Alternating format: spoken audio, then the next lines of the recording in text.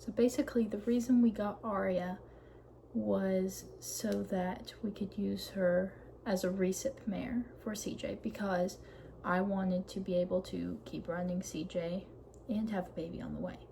But things didn't work out. So if you don't know how this works or what a recip mare is, so basically it's where you breed the donor mare, the mare you want the foal from, and then you flush the embryo out a few days after and then put it right back into the recip. But the tricky part is you have to get the recip 1 to 3 days behind in her cycle from the donor mare. So what happened with Aria is she was synced up, but then when we brought them back into heat, she just wasn't there. Like, her follicle wasn't big enough for the embryo. So CJ's carrying her own foal right now. And I've decided that I'm just going to let her. And I think she'll be a great mom. That's not the reason I didn't want her to carry. I mean, at the time it was a soundness issue, but now I think she'll be great at it, and I'll run her obviously up until she's too big to be run anymore, probably 7 months, because the foal doesn't grow and develop that much in the first 7 months of pregnancy. It's the last 4 months where the foal grows rapidly. So that's about when I'll, give her a break and take her off. So yeah. So I have bred CJ to a stallion in Texas called No Pressure on Me.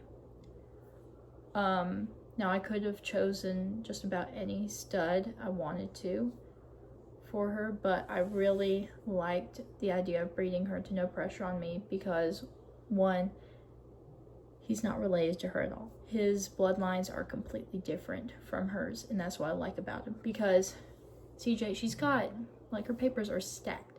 She's got Dash to Fame, Streakin' 6, all these others, and it's hard to find a stallion right now that's not all that. And I really didn't want to breed directly to,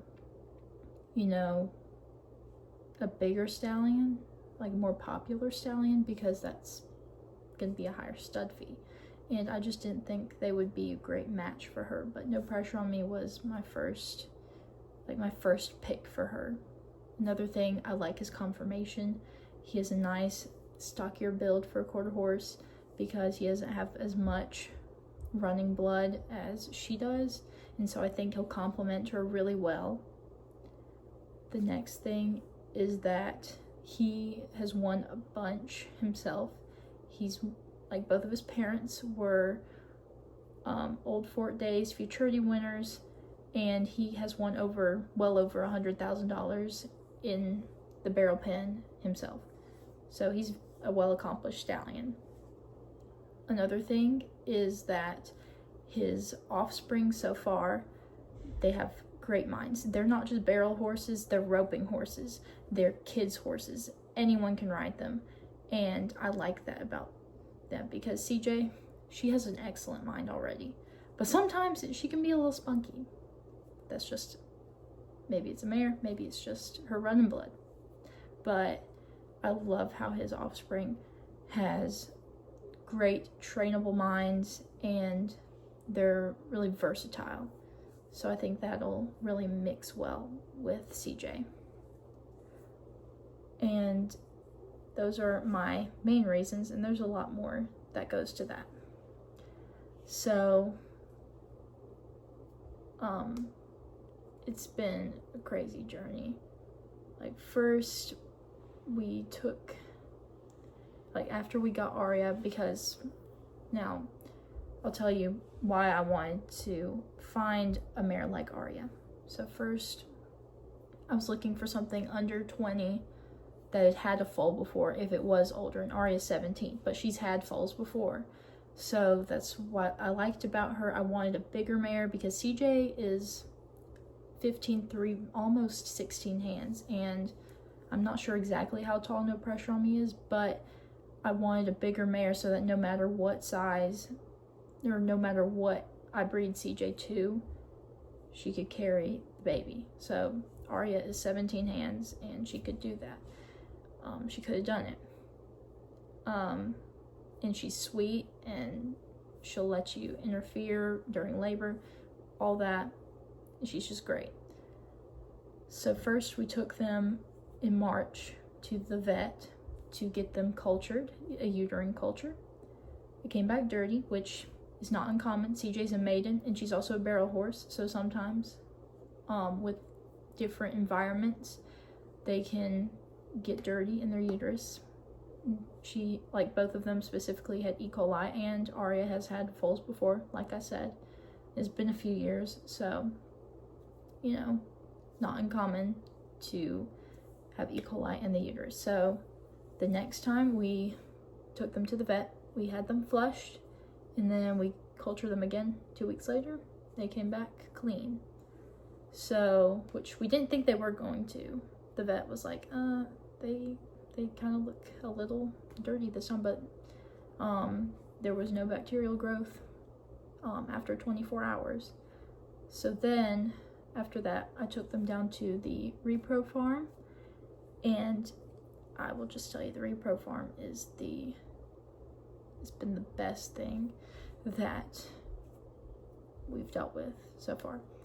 They've been amazing down there, just great all around, so sweet and helpful and just amazing. So we brought them down there just to see where they were in their cycles, and unfortunately CJ was a little ahead of Arya in her cycle. Like, Arya was in raging heat at the time and CJ had just ovulated. So we took them back home, and I put them on Regimate for 10 days, which Regimate is a medication that you give to horses orally, mares specifically, you only give it to mares, and it freezes their cycle where it's at. So gave that to them for 10 days to kind of stop where they are, and then I gave CJ a shot of Lutalice. And so what the Lutalice does is it brings them back into heat, and it kind of encourages them to ovulate, which is not guaranteed. It's never guaranteed, but it does encourage them to. So I gave her a shot of that, and then 24 hours after, I gave a shot of Lutalice to Arya.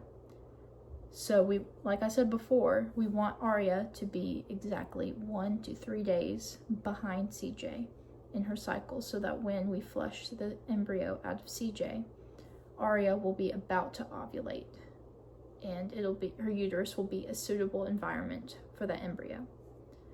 So anyway, a few days after I gave CJ the Lutalice, we brought both girls back down to the breeding farm, and at the time, like, CJ was about to ovulate, and then Arya, just her follicle wasn't big enough, but CJ had a nice big follicle. So the next day, the breeding farm, they ordered the semen from Texas. They had it shipped in on the airplane, and it was cooled semen, so it was fresh from that morning.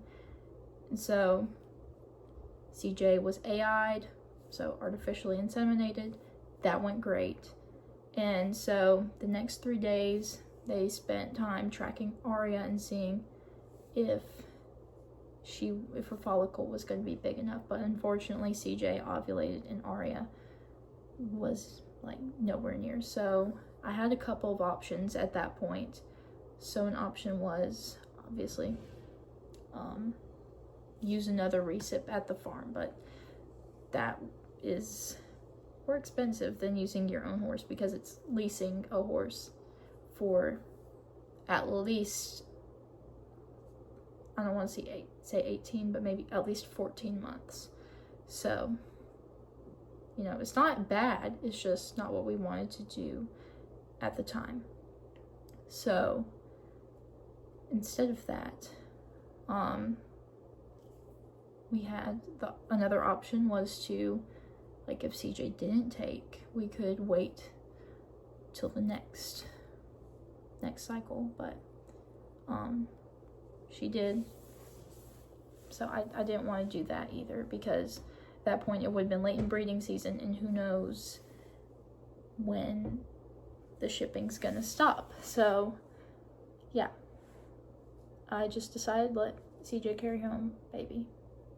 She'll be fine. Everything will be all right. So the next thing we had to do after we picked up the girls, we brought them home, and 2 weeks later, which was the other day, CJ had her first heartbeat check at 16 days, which is supposed to be at 15, but I had somewhere to be on day 15, so we took her in the day after, and she has a beautiful little baby cooking. And so